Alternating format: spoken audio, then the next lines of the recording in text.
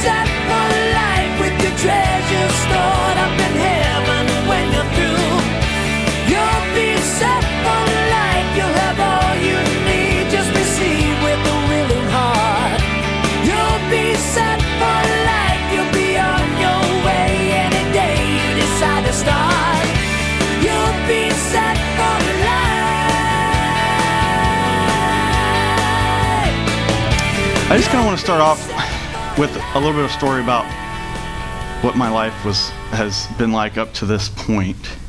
And it kind of starts back, I think I was about 20 years old, and I decided that I wanted to be in law enforcement. So I had a friend that he kind of helped me. He said, hey, go over here to Alvin Community College, and here's the guy you need to talk to. And went in there, and they told me everything I needed to do. I went and got everything ready. I went to the police academy.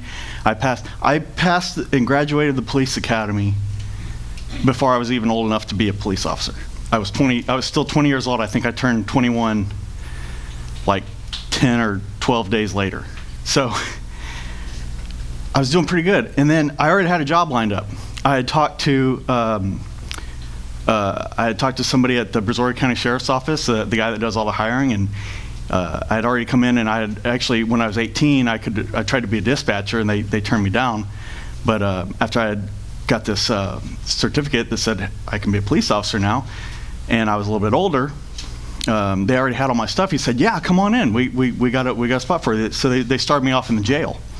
And I started working in the jail right there in Brazoria County down in Angleton. And I worked there for about 2.5 years. And in that time, I had worked up everybody. I was doing great. And everybody was, my coworkers liked me. I was hardworking. I was learning everything. I was learning stuff that a lot of people, we all got paid about the same.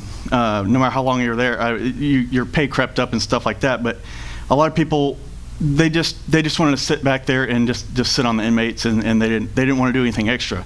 But there's all kinds of jobs. There's booking. That's a big one that they always wanted. They wanted somebody because you had to know the computers and all this. There was another job that was kind of administrative. There was jobs in the kitchen. There was jobs with people's property that would come into the jail. All these extra jobs that you didn't get paid anymore to do it, so a lot of people wouldn't do it. I wanted to learn it all. I wanted to be the most useful person to them. So I was learning everything, and my supervisors liked me. My coworkers liked me. I actually ended up, I had moved out, and of course at the time I thought this was the greatest thing because I had moved out. I moved in with a girl. And I'm on my own. I've got a house. I got my own car. I got this girlfriend. I've got this job. My bosses like me. My coworkers like me. I'm gonna get this little piece of property out here and put a trailer out there and save my money, build a house on it, and build everything. I'm gonna do so great. I'm gonna be awesome, so good. And then I'm in this lifestyle. There's a lot of drinking. There's a lot of partying. It's all about me. You go to a party, probably one that I shouldn't have been at, doing stuff that I shouldn't have been doing, with people that I shouldn't have been with. And something happened. There was an altercation that I was involved in. And it happened to be not with the girl, but the girl was involved. The girl that I had been living with was involved. So I got involved. I ended up having to pull a gun on these people to what I thought was protect myself. Nobody else saw it that way. So the next day, I was called by my own department to come in, give them my badge and my gun because they needed that gun for evidence, and I was charged with felony.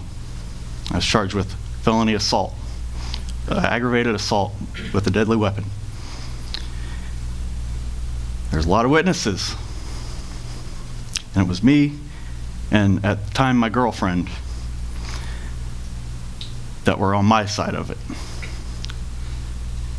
So what ended up happening is they charged me. I went they took me to the jail that I worked in, that I had been in, working in 2 days before.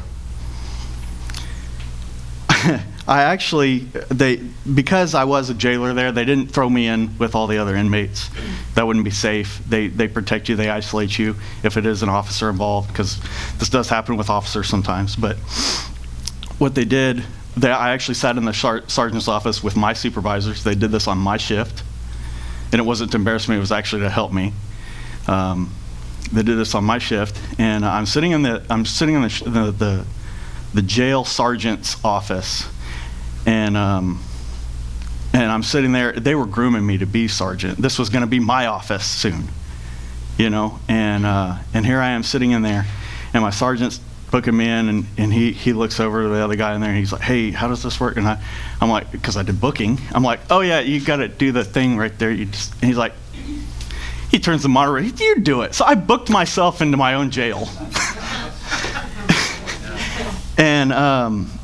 And it's kind of funny, but at the same time, it was a very serious thing. And I had these charges against me. I was on, I had bail, so I got out of jail. I didn't sit in jail or anything. And 2 years later, finally get to court. We had been to court 20-something times. I've been paying this lawyer thousands. All that money that I built up, all that money, I was going to go buy that land, I was going to do, all that money, gone. It cost me an enormous amount of money. Almost everything, actually, everything and then some that I had saved up over those 2.5 years was gone. The Lord put me back at zero in my bank account. The bank account that I was relying on so much, at zero. That girl that I was living with, she didn't want anything to do with me. I just caused her to lose her job. Her parents were mad at her. She was mad at me. She lost her job. She didn't have a job anymore. She was so mad. I lost the house that I was living in with her because it was her house. It wasn't even mine. And so everything, all this stuff that I thought I had going for me just stopped in an instant.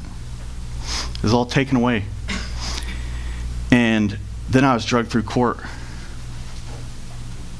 Finally, like I say, after 2 years, or 2.5 years maybe even, we finally went through the court process. And once it happened, it went. It was just a couple of days. And they found me guilty. And I remember sitting in the courtroom, and the jury went in, they deliberated, and they came out, and we didn't know what they were going to say. And they came out and they said, "We find the defendant guilty." And my heart just sank. I was like, I had lawyers and friends and everybody telling me, "Oh, you'll be fine. You're going to be okay. This is going to be fine. It's going to be fine." I wasn't. I didn't know God yet. I didn't know him. Because that's who I should have been listening to. And so they find me guilty, and my heart just sank. And I remember feeling like somebody had been dragging me through the dirt and gravel by my hair on my face. It was just so much stress for so long, drawn out for 2 years, looming above your head, and you don't know what your future is going to be. You have no idea. And then once it's all happened, it's the worst case scenario. And so what they ended up doing was charging me with the aggravated assault, and they didn't give me jail time. They gave me 4 years of probation. That was 3 years and 360, 363 days ago. I get off of probation for something that I did 6 years ago in 2 days. And where am I standing right now?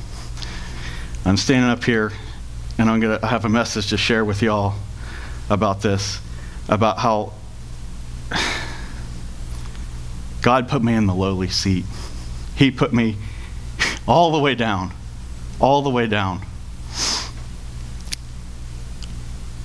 But he didn't leave me there. Because through that time, he found me. He had to put me all the way down there. He had to take all that stuff away from me. He had to take that job that I had going for me. I had spent money on school to go to it.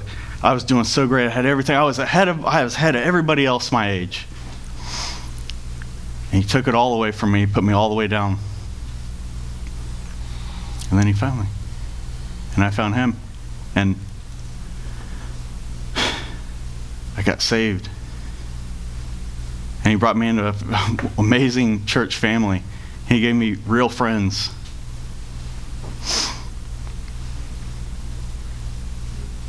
He gave me a wife, a son. And he has me up here doing his work now.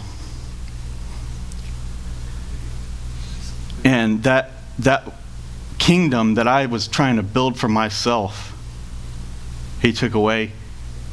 It's gone. I don't even want it anymore. I don't want that. I can't even imagine. I thought that was going to be so perfect and awesome. I was doing so great. But now, instead of building that kingdom for myself, I'm building the Lord's kingdom. I'm helping the Lord build his kingdom. And he's using me and my family and my friends and this church to build his kingdom. And his kingdom is way better than anything that I could have built for myself. Way better. And so we'll go into Luke 14 here, and we're going to read about the lowly seat and why it's a good idea to take that lowly seat by choice and be brought up rather than be sent to that lowly seat from where you thought you would be doing so great and so well, and we're going to learn what's the better path and which way to go. And so we'll start off in Luke 14, verse 1. It says, a man with dropsy healed on the Sabbath. Verse 1, now it happened as he went into the house of one of the rulers of the Pharisees to eat bread on the Sabbath, that they watched him closely. And so, okay, now up to this point in the story of Jesus, the Pharisees have been following Jesus around, and they've been trying to prove that he's not the Messiah. You're not the Messiah. They're going around. They're trying to get him for anything they can find, right? And so here we see the Pharisees have invited Jesus over for a dinner with some of their friends, and it's a seemingly nice gesture, right? But as we're about to see, they're really trying to set a trap for him. And so, my notes are kind of messed up here. Verse 2, and behold, there was a certain man before him who had dropsy. And Jesus, answering, spoke to the lawyers and Pharisees, saying, is it lawful to heal on the Sabbath? But they kept silent. And he took him and healed him and let him go. Okay, now dropsy is an illness that's basically excessive swelling in the body. It's today we call it edema. It causes swelling of limbs and body cavities and stuff like that. And sometimes it's related to minor stuff like eating a little bit of salt or something, or eating a little too much salt and you swell up or something like that. And that would cause kind of a minor case. But a lot of times if you have serious issues like certain organ failure, it can be a really serious issue, among other causes too. But it's likely, given the circumstances of this story, that this man's case was probably due to something more serious. This is probably an ongoing thing. You probably didn't just have a little too much salt, right? And this would have been a pretty obvious illness. This would have been something that everybody would have seen. It's not something you could hide. It's not like lesions, and he could wear some clothes. It wasn't anything like that. It was something that would have been pretty obvious, and as such, he would have been labeled as ceremonially unclean. They wouldn't have wanted to do anything with this man. So with him having this illness, why would he have been invited to the home of a prominent Pharisee in the first place? Like I said, he wasn't exactly the kind of person that they'd be hanging around. But let's keep in mind that these Pharisees, they've been following Jesus around for a while, and they've seen him heal and perform miracles and do all this stuff, and he's been pushing the envelope of their society. And they're looking for anything that they can get him on. They can't have him. They can't stand him. They're trying to figure out, how do we get him out of the way? We need him out of the picture. He's messing things up for us. And so they come up with this idea: why not invite this man with dropsy, and let's invite Jesus. Let's bring him to the same place on the Sabbath, and Jesus just won't be able to help himself. He'll have to heal the man, and then we got him, and we can start all this stuff up against him. And we're really starting to see the selfishness of the Pharisees through all this. How do you think this man with dropsy would feel about all this being used for this reason? He's meant nothing to them up to this point. Now all of a sudden they need him. So, okay, now you can come to our dinner here, just because we need something from you. And they didn't even stop to think how they would feel in the same situation if they were on the other end of that. And so they set this trap for him, so to speak. But Jesus is already caught on in verse 3. Jesus asked the guest, "Is it lawful to heal on the Sabbath?" Him asking them probably took them by surprise. They're probably like, "Oh, he's onto our plan.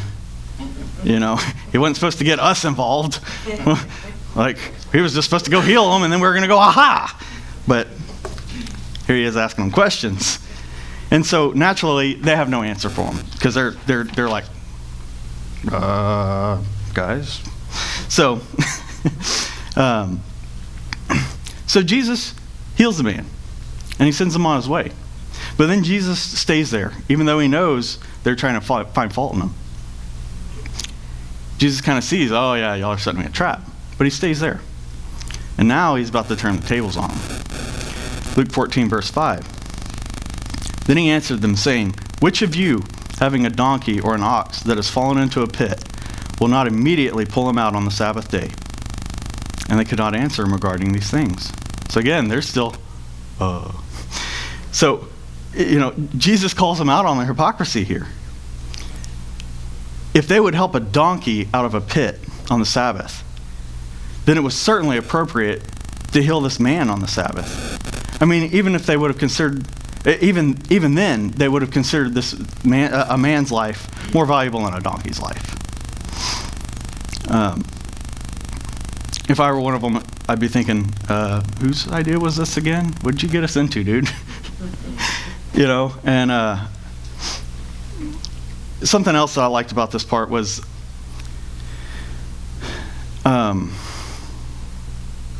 if a donkey's fallen into a pit, it may very well be hurt, and that would be an issue for the owner of the donkey. But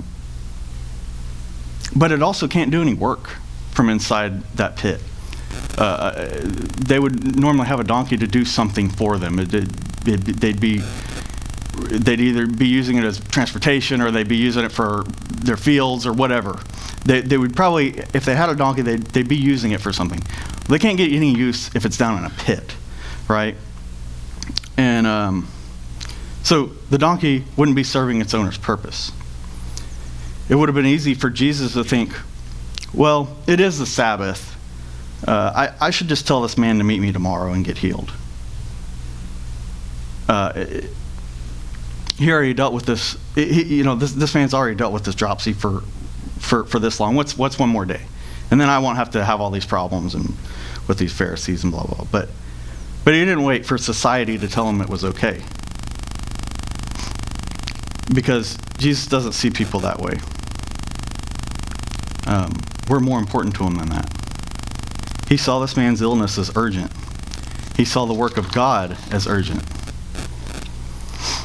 And once the man was healed, he's able to begin the work of the Lord. His very being in the man with dropsy, his very being in the Bible is part of that work. But it's also likely that he would have went on to tell people that he was healed by Jesus. And so Jesus isn't done with his work regarding these Pharisees either. Verse 7, Luke 14, verse 7. So he told a parable to those who were invited, when he noted how they chose the best places, saying to them, when you're invited by anyone to a wedding feast, do not sit down in the best place, lest one more honorable than you be invited by him. And he who invited you and him come and say to you, give place to this man. And then you begin with shame to take the lowest place. Not just one seat down, the lowest place. In that day, the closer that somebody sat to the host, the higher their status was. Generally, the seats closer to the host were for the right-hand man, and the second and third, fourth, fifth, kind of the more honored people. And we see this sometimes today almost as a joke. If somebody sits down at the head of a table, when everybody's along the sides, and then somebody comes and sits at the end chair, everybody, yeah, you're Mr. In Charge, you're the man. They kind of joke about it sometimes. But another example that's a little bit more recent than the Bible, anyways, is there's a man called William Hearst. He was real prominent in the early 1900s, and he was a businessman, politician. He did a lot of print news stuff, newspapers and stuff like that. And he was kind of the bigwig of all that stuff in California and Hollywood. And being this prominent businessman in the 1920s, he was a pretty big deal. He had this big, huge mansion, and it's actually still there in Hollywood, in California. And he would have famous guests that would rotate through this mansion. That he would just have guests over, and they'd be kind of having a good time in there. And people like big names: Winston Churchill, Calvin Coolidge, Charlie Chaplin, Joan Crawford. A lot of these people would come in, and they would stay for a while, and they would have dinners and stuff. And you can show that picture. That's the table inside the mansion, and they would be assigned seats along there. As they came in, the newest person would sit. The person who had just got to the house, they would sit closest to the host, to William Hearst. And the person that had been there the longest, they would sit the furthest down. And once somebody had got to the last seat all the way down, that was kind of his nice way of telling them, okay, it's time for you to go now. Like it wasn't like a dishonor necessarily for him, but it was like, all right, you've been here long enough. You've had time. You've been kind of moving down. We got these new people. It's time for you to go. You come back around some other time. And so it's just kind of an interesting modern example of how that kind of works. That the newest person, the most honored. Oh, welcome to the mansion. He sat closest to the host, and then, like I say, they moved slowly down. By the time they got to the end, okay, it's time to go. And so.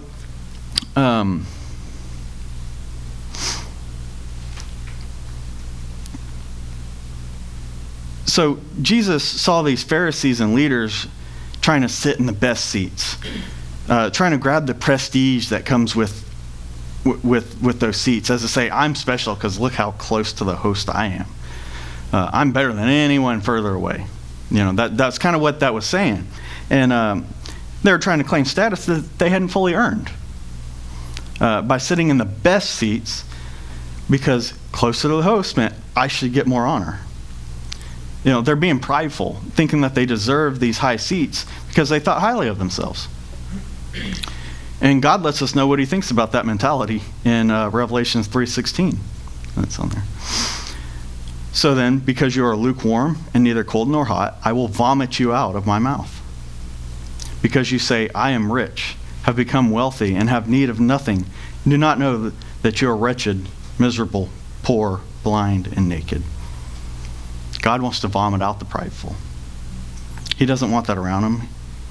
And as such, he corrects it with humbling.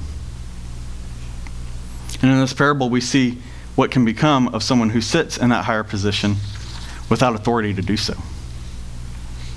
Without having the proper status to sit there, the proper authority. And keep in mind how this table seating hierarchy works. Can you imagine the embarrassment of being told to move from where you thought you deserved and being moved all the way to the end of the table? Let's say you're at this Hearst mansion and you just weren't ready to leave yet. He had signed you that seat down there, but you're just not ready to leave. So you go and you sit up higher. Maybe nobody will notice, or maybe everybody will notice, and they'll just think I've been here forever, for a while now, and I'll be able to stay and hang out with everybody, and I want to go sit across from Winston Churchill. I want to pick his brain about this, but they didn't. If you didn't want that seat, but then here comes William Hearst with Charlie Chaplin, and they come walking up in front of everybody. And, hey, this is Charlie Chaplin's seat. You're supposed to leave tonight. You need to go sit down on the last seat. And you got to walk all the way down there. Oh, boy, does Winston Churchill even want to talk to me at all now?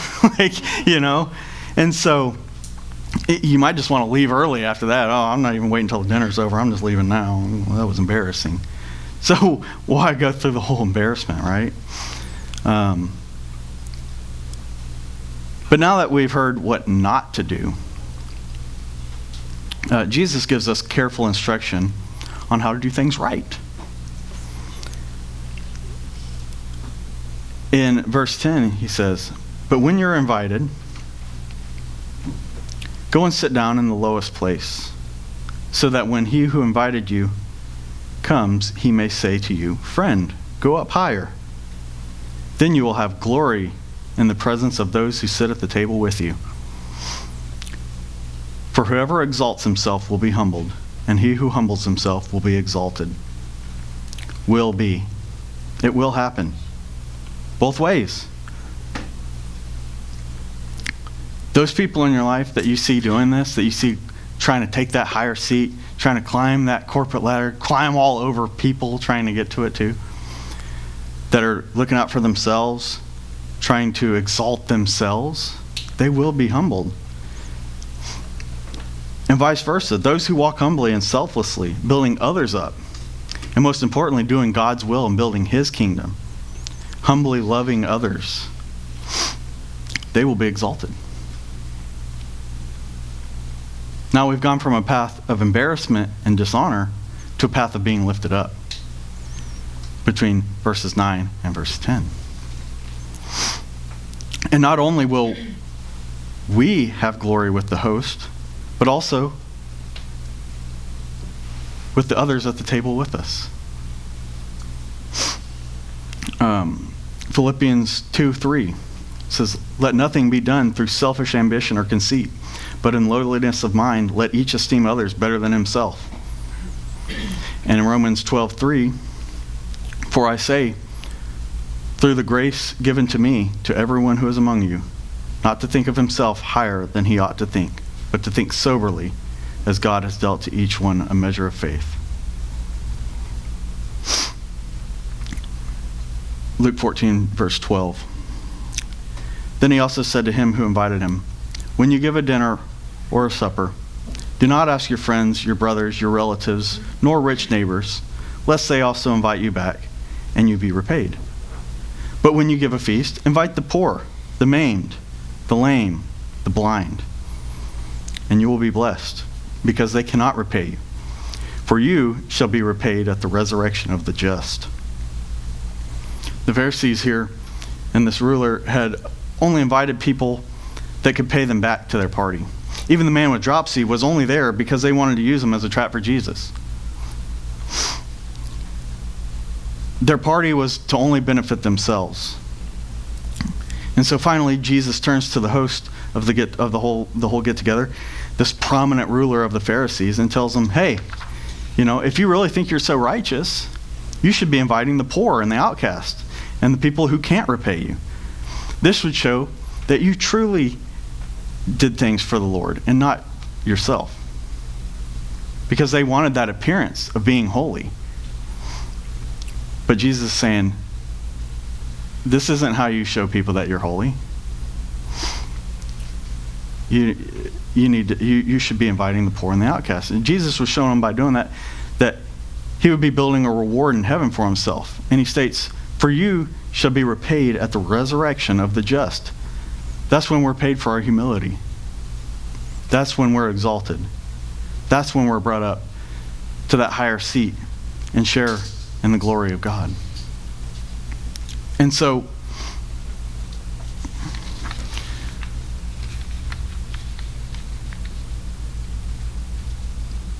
what should we take from all of this? How can we look at this whole thing and see ourselves in it? The Lord invited us to join his great banquet supper of the Lamb,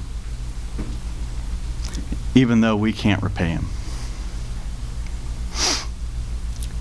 We've been tainted by sin and are suffering from its consequences. Just like the man in the story was suffering from dropsy. Romans 3:23 says, "For all have sinned and fall short of the glory of God. But Jesus was sent to heal us." He put himself in the lowest position on the cross. In Philippians 2:8, "And being found in appearance as a man, he humbled himself and became obedient to the point of death, even the death of the cross." This was a position so low that Jesus' mother would have even been disgraced among society for having a son that died on the cross. And that's why we see Jesus put his mother in John's care in John 19:26 and 27. It says, when Jesus therefore saw his mother and the disciple whom he loved standing by, he said to his mother, "Woman, behold your son." Then he said to the disciple, "Behold your mother." And from that hour, that disciple took her to his own home. Jesus did the work of the Lord, dying on the cross, and was exalted to the right hand of God. He's all the way down here and brought all the way to the right hand of God, because he went to the lowest. So low that even his mother was going to be disgraced for it. And she needed that protection. And likewise, we should also humble ourselves to the work of the Lord. John 3:16, "For God so loved the world that he gave his only begotten Son, that whoever believes in him should not perish, but have everlasting life." If God thought we were worth pulling out of that pit like that donkey, should we not be out doing the work of God? Our culture teaches us that everything is about you. Just like I was thinking. Going to work, I got my certifications, I'm going to go be a police officer, I'm going to do all this, I'm going to I got everything going for me. Everything's going so great. That's what culture taught me to do. It's not what God wants me to do. It's not what God wants you to do. It wants us to be selfish and constantly fighting for the top honor, the highest seat, to be making that kingdom for ourselves. But we can't do it. And even if we get close, we end up being humbled down to the spot we deserve. But if we take the lowly seat and strive to be obedient to God, building his kingdom, not our own, doing his work, then we are repaid and brought up to that higher seat. That even though we don't deserve it, it's given to us by grace. 2 Thessalonians 2:16 and 17. Now may our Lord Jesus Christ himself and our God and Father, who has loved us and given us everlasting consolation and good hope by grace, comfort your hearts and establish you in every good word and work.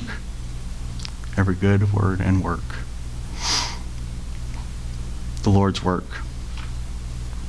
God's grace. These are the things that we're paid with, that we're able to be a part of. We have a giving verse still, and Malachi 3:10. Bring all the tithes into the storehouse, that there may be food in my house. And try me now in this, says the Lord of hosts, if I will not open for you the windows of heaven and pour out for you such blessing, that there will not be room enough to receive it.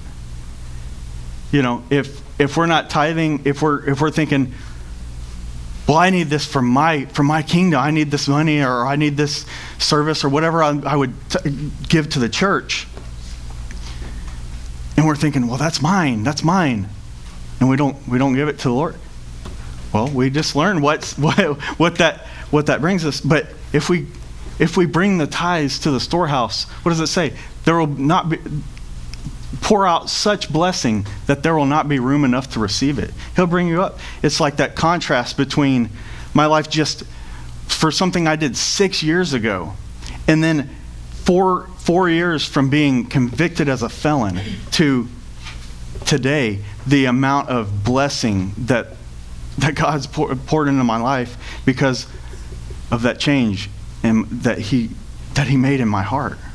That change that it's not about me anymore. It's about God. It's about God's kingdom.